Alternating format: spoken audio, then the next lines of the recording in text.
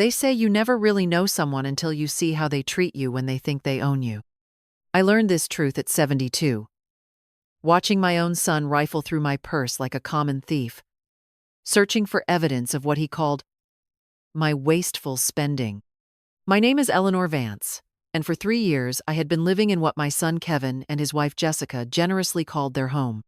Though I suppose generously isn't quite the right word, considering I had used my entire life savings and my late husband's insurance money to help them secure the down payment. But memory has a way of becoming selective when convenience demands it. The evening that changed everything started like so many others, with Sunday dinner around their granite kitchen island. I had just given my 7-year-old granddaughter Chloe a beautiful set of watercolor paints for her birthday. Watching her eyes light up as she opened the box. The colors were vibrant, professional quality, the kind that would inspire rather than frustrate a budding artist. I had spent 45 minutes in the art store, carefully selecting each shade, imagining the masterpieces she might create. Jessica's reaction was immediate and cutting. She flipped the paint set over, examining the price tag with theatrical disgust. Her voice carried that particular tone of controlled anger that had become all too familiar. "Mom, I know you love Chloe, but this money could have paid our electric bill this month. You really should ask us before spending money on unnecessary things." The words hit me like cold water, but what came next was worse. Kevin, my own son who I had carried for 9 months, raised through sleepless nights and teenage rebellion, sided with his wife without hesitation. "Jessica's right, Mom. Money's tight right now. And that lottery ticket you bought yesterday too, such a waste." He reached into his wallet and pulled out my Powerball ticket, the one I had tucked safely in my coat pocket the night before. I stared at that ticket in his hand, my mind racing not with anger at being scolded, but with the sick realization that my son had been going through my belongings. The violation felt worse than the criticism. "That's my money," I said, my voice steadier than I felt. "That's the pension your father left me. I have the right to spend it. And you have no right to go through my things." What happened next still plays in my mind like a scene from a movie I never wanted to watch. Jessica shot to her feet, her perfectly manicured finger pointing at me like a weapon. "Your money? This house belongs to us. You're living here for free. Everything you use costs us money. If you want rights, go out and earn your own money." Each word was a deliberate strike, calculated to wound. But the cruelest part was watching Kevin's face. Seeing no trace of the boy who used to bring me dandelions and called them flowers fit for a queen. He just stood there, nodding along with his wife's tirade, my lottery ticket still clutched in his fingers. That night, after they had retreated to their bedroom with its walk-in closet and marble bathroom that my husband's life insurance had helped finance, I sat in my small room at the back of the house. The walls were thin, and I could hear them talking in excited whispers, though I couldn't make out the words. Something about their tone made my hands shake as I carefully wrote my name, Eleanor Vance, on the back of a lottery ticket I had hidden in my jewelry box. Call it intuition or paranoia, but something told me I needed to protect what was mine. The next morning brought an unusual calm to the house. Jessica was up early, humming as she prepared breakfast, her earlier anger seemingly forgotten. Kevin kissed my cheek as he left for work, acting as though nothing had happened. I should have been relieved, but instead I felt uneasy, like an animal sensing a storm on the horizon. While I was outside tending to the small garden I had planted along their back fence, Jessica made her move. I discovered later, through security footage, that would become crucial evidence that she had entered my room with the precision of a surgeon. She found the lottery ticket on my nightstand, saw my signature on the back, and made a decision that would define both our futures. Using nail polish remover, she carefully erased my name from the ticket. Then she called Kevin home from work, claiming a family emergency. Together, they forged his signature over the faint traces of mine, their movements captured by the home security system they had installed to watch the house while they were away. That evening, we gathered around the television to watch the lottery drawing, just as we had done every week since I had moved in. The numbers rolled across the screen, and I felt my heart skip as each one matched my ticket. 5 numbers, then 6. The jackpot was $150 million. I turned to share my excitement, expecting to see surprise and joy on their faces. Instead, I saw something that chilled me to the bone. They weren't surprised at all. Kevin was holding up the ticket with his forged signature, and Jessica was already reaching for her phone to call the lottery office. The next few hours passed in a blur of disbelief and growing horror. They didn't celebrate. They didn't include me in their plans. Instead, they acted with the cold efficiency of people executing a plan they had rehearsed. While I sat in stunned silence, they began making phone calls, scheduling interviews, talking about their sudden windfall, as though I didn't exist.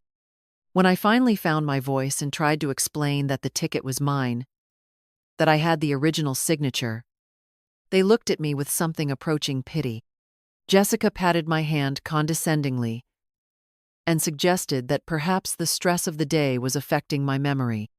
Kevin nodded along, playing the concerned son, protecting his confused elderly mother.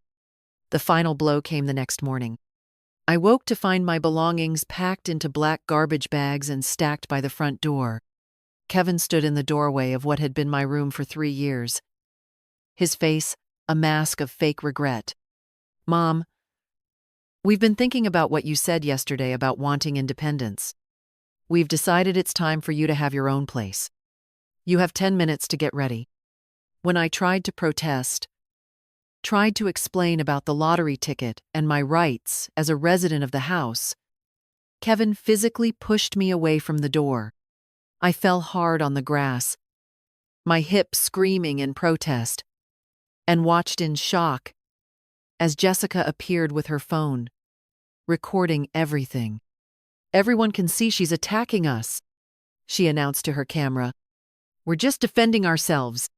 She was creating evidence, manufacturing a narrative that would make me the aggressor and them the victims. They threw my wallet and my cracked phone onto the lawn beside me, locked the door, and disappeared behind the curtains they had chosen, with my dead husband's money. I sat there on the grass for a long time, surrounded by garbage bags full of my life, trying to understand how I had become so powerless in the space of 48 hours. The community center downtown had a program for displaced seniors, something I had never imagined needing. The volunteer who checked me in was kind but rushed, clearly accustomed to stories of family dysfunction and elder abuse. She handed me a list of resources and a cot in a room I shared with 3 other women, each carrying their own burden of betrayal and loss. It was there that I met Arthur Chen, a young lawyer who donated his time to provide free legal consultations for people who couldn't afford representation. He was skeptical at first, having heard countless stories of family disputes gone wrong. But something in my voice, when I described signing that lottery ticket, made him pause and really listen. Arthur had kind eyes behind wire-rimmed glasses, and when I showed him the photograph on my cracked phone, his expression changed completely. The image was crystal clear. My lottery ticket on my nightstand, with my signature Eleanor Vance, clearly visible on the back. The metadata showed the exact date and time I had taken it, just hours after I had signed the ticket in a moment of prescient self-protection. Within hours, Arthur was on the phone with the convenience store where I had purchased the ticket, requesting that they preserve all security footage from that day. The video showed me clearly, selecting my numbers, paying with my own cash, tucking the ticket carefully into my coat pocket. It was indisputable evidence that I was the rightful purchaser. Meanwhile, Arthur filed an emergency injunction with the State Lottery Commission, presenting evidence of fraud and identity theft. The commission immediately froze the prize pending investigation. Kevin and Jessica, who had already given interviews to local news stations about their amazing luck and their plans for their newfound wealth, suddenly found themselves at the center of a very different kind of story. The local newspaper picked up the case first, drawn by the dramatic reversal of fortune and the clear evidence of elder abuse. The headline read, "American Dream or Mother's Nightmare. Silicon Valley Son accused of stealing $150 million from elderly mother." The article included my original photograph of the signed ticket, still frames from the security footage of me purchasing it, and a detailed analysis of Jessica's own video that revealed the calculated nature of their deception. The response was swift and devastating. Kevin was immediately suspended from his job at a prestigious financial firm while they conducted their own investigation. His supervisor, a man who valued integrity above all else, made it clear that employment termination would follow if the allegations proved true. Jessica's carefully curated social media empire crumbled overnight. The hot mom influencer community that had embraced her suddenly distanced themselves, canceling sponsorship deals and partnerships. The video she had recorded of me being pushed to the ground became evidence against her, shared with the hashtag #JusticeForEleanor, that began trending across multiple platforms. The Lottery Commission hearing was thorough and public. Expert handwriting analysts confirmed that Kevin's signature was forged, written over traces of erased ink. The timeline of events, supported by security footage, phone records, and my photograph, painted a clear picture of premeditated fraud. But the legal victory, satisfying as it was, represented only part of my journey back to wholeness. The money, $150 million after taxes, was certainly life-changing. But what mattered more was reclaiming my sense of self-worth and dignity. With Arthur's help, I made several decisions that reflected my new understanding of my own value. First, I chose not to fight for the house that Kevin and Jessica could no longer afford. Instead, I watched from a distance as the bank foreclosed on the property that had once represented my investment in my son's future. It was sold at auction to strangers who would fill it with laughter and love instead of manipulation and greed. I used a portion of my winnings to establish the Vance-Chloe Foundation, a nonprofit organization dedicated to providing legal support and temporary housing for elderly people facing abuse or financial exploitation by family members.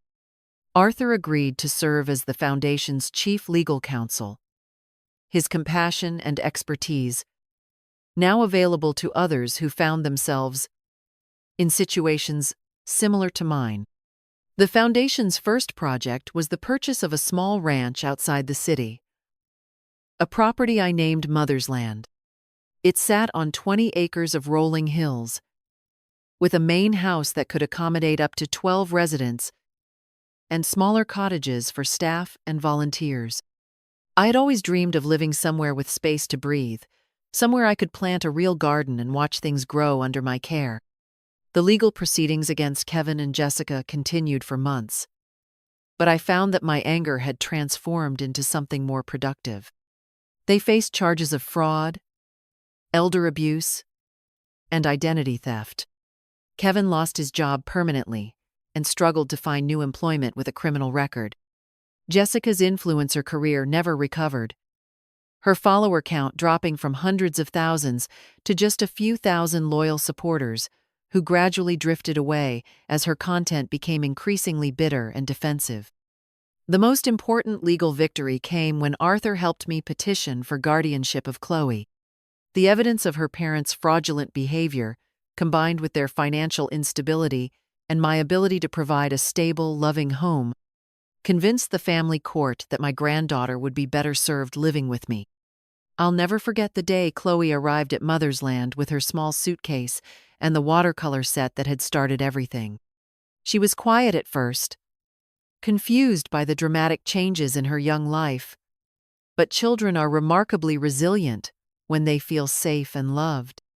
We spent that first afternoon exploring the property together, her small hand in mine, as we walked through the fields and planned where we might plant a vegetable garden. When we found the perfect spot for an apple tree, she looked up at me with those bright eyes and asked if she could help me plant it. Of course, I told her. This is your home now, too. The months that followed were filled with the kind of purposeful activity that had been missing from my life for years. I threw myself into the work of the foundation, learning about nonprofit management and elder advocacy. Arthur became not just my lawyer but a trusted friend. Someone who understood that justice sometimes looks like helping others avoid the pain you've experienced. Chloe thrived in her new environment. She attended a local school where her teachers noticed her artistic talent and encouraged her to enter competitions. Her watercolor paintings, created with those expensive paints that had once been called wasteful, won several regional awards. More importantly, she was happy, secure in the knowledge that she was wanted and valued. Kevin called once, about a year after everything had settled. He wanted to apologize, he said, and to ask if we might work toward reconciliation. His voice sounded hollow, defeated in a way that might have made me feel sorry for him in the past. But I had learned to recognize manipulation in all its forms, including the kind that disguises itself as remorse. I told him that I forgave him, because carrying anger was too heavy a burden for someone my age. But I also told him that forgiveness didn't mean forgetting, and it didn't mean opening myself up to further harm. If he wanted a relationship with his daughter, he could start by proving that he had genuinely changed, not just that he was sorry he got caught. The conversation was brief and final. Jessica never called. I heard through mutual acquaintances that she had moved back to her hometown, working in a retail job and struggling to make ends meet. Sometimes I wondered if she ever thought about those moments when she was erasing my signature from that lottery ticket, whether she ever considered the full weight of what she was stealing from me. But mostly, I didn't think about her at all. The second year at Mothersland brought new residents to our little community. Margaret, an 80-year-old woman whose daughter had been stealing her Social Security checks. Robert, a 75-year-old man whose son had convinced him to sign over power of attorney and then sold his house without permission. Each person arrived carrying their own story of betrayal and loss, but they also brought resilience and wisdom earned through surviving the unthinkable. We became a family of choice, bound not by blood but by shared experience and mutual respect. Evenings were often spent on the wide front porch, sharing stories and watching Chloe play in the yard with the dogs we had adopted from the local shelter. These were the moments that felt like true wealth, far beyond anything money could provide. Arthur visited regularly, sometimes bringing legal updates about the foundation's work. Other times, just joining us for dinner and staying to help Chloe with her homework. Watching him interact with my granddaughter, I could see the man he would be as a father someday, patient and encouraging in a way that reminded me of my late husband. The foundation grew beyond my wildest expectations. We provided legal assistance to over 200 families in our first 2 years, helping seniors recover stolen assets, escape abusive situations, and establish safe living arrangements. The stories were heartbreaking and inspiring in equal measure, each one reinforcing my belief that everyone deserves to age with dignity and respect. On quiet mornings, I would often find myself walking the perimeter of the property, checking on the gardens we had planted, and the small orchard that was beginning to take shape. The apple tree Chloe and I had planted that first day was thriving, its branches already showing the promise of future fruit. The metaphor wasn't lost on me, the idea that good things grow slowly but surely when they're properly tended. My relationship with Chloe deepened as she grew older, and began to understand more about what had happened between her parents and me.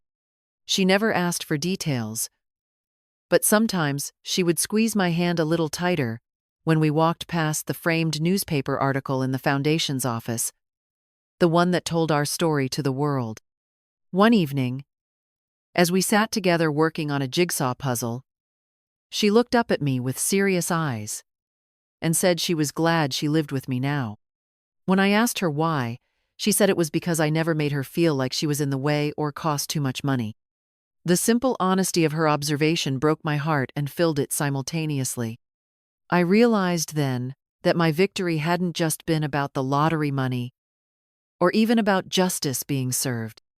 It had been about breaking a cycle, about ensuring that Chloe would grow up knowing her worth wasn't tied to what she could provide for others, but was inherent in who she was as a person. The third anniversary of that terrible Sunday dinner arrived on a crisp autumn day. Chloe, now 10 and taller than I remembered being at that age, suggested we have a celebration, not of the pain or the conflict, but of the life we had built together since then. We invited all the residents of Mother's Land and their families, Arthur and his new girlfriend, and several volunteers from the foundation. As I stood on the porch watching dozens of people I cared about sharing food and laughter on the land I now called home, I felt a peace I had never experienced during those 3 years of walking on eggshells in Kevin and Jessica's house. This was what it meant to be valued for who you are, rather than what you can provide. The evening ended with Chloe presenting me with a painting she had created in secret, working on it during her art classes at school. It showed our house at sunset, with figures representing all the residents gathered on the porch, and a large apple tree in the foreground, heavy with red fruit. At the bottom, in her careful 10-year-old handwriting, she had written Mother's Land, a place where everyone belongs. Later that night, after the guests had gone home and Chloe had fallen asleep, clutching a piece of leftover cake, I sat in my study reviewing applications for the Foundation's newest program, a legal clinic specifically for elderly victims of financial abuse.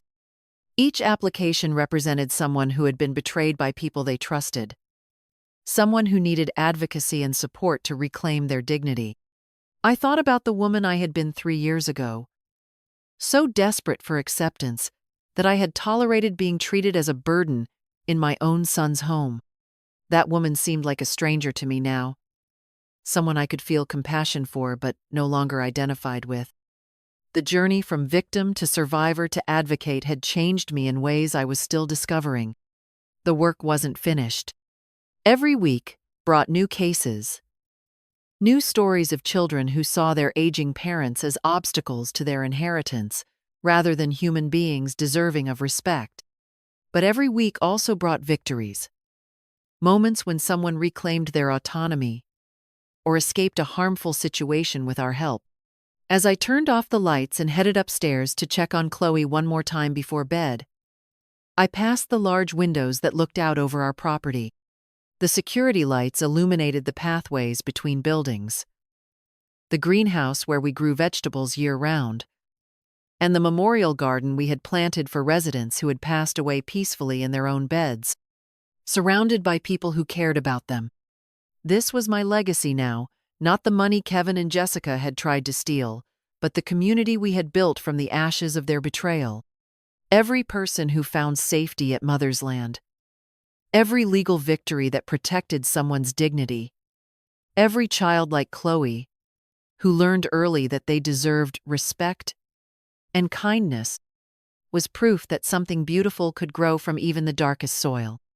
Standing in Chloe's doorway, watching her sleep peacefully in her own room, filled with her artwork and books and treasures, I felt the kind of maternal satisfaction I had never experienced with Kevin. Perhaps because this time, I was raising a child who knew she was wanted, not tolerated, loved unconditionally, rather than valued for what she could provide. Tomorrow would bring new challenges, new people needing help, new opportunities to make a difference in someone's life. But tonight, I was simply Eleanor Vance, a woman who had learned that it's never too late to stand up for yourself, never too late to demand the respect you deserve, and never too late to build the life you were meant to live. The lottery ticket that started everything was framed now, hanging in the foundation's office, as a reminder that sometimes what looks like the end is actually just the beginning. Visitors often asked about it, this ordinary slip of paper that had changed so many lives. I would tell them it wasn't really about the money, though the money had certainly opened doors. It was about learning that your signature, your name, your identity cannot be erased by someone else's greed, no matter how cleverly they try to do it. My signature is still there, after all, permanent and clear for anyone who knows how to look for it. Not just on that lottery ticket, but on everything I've built since then. On the deed to Mother's Land, on the charter for the foundation, on the guardianship papers that made me Chloe's legal grandmother. Most importantly, it's written in the lives of everyone who has found safety and dignity within these walls. They say you never really know someone until you see how they treat you when they think they own you. What they don't tell you is that the most important relationship is the one you have with yourself. And no one can own that unless you let them. I learned this truth at 72, and I've spent every day since then making sure I never forget it again.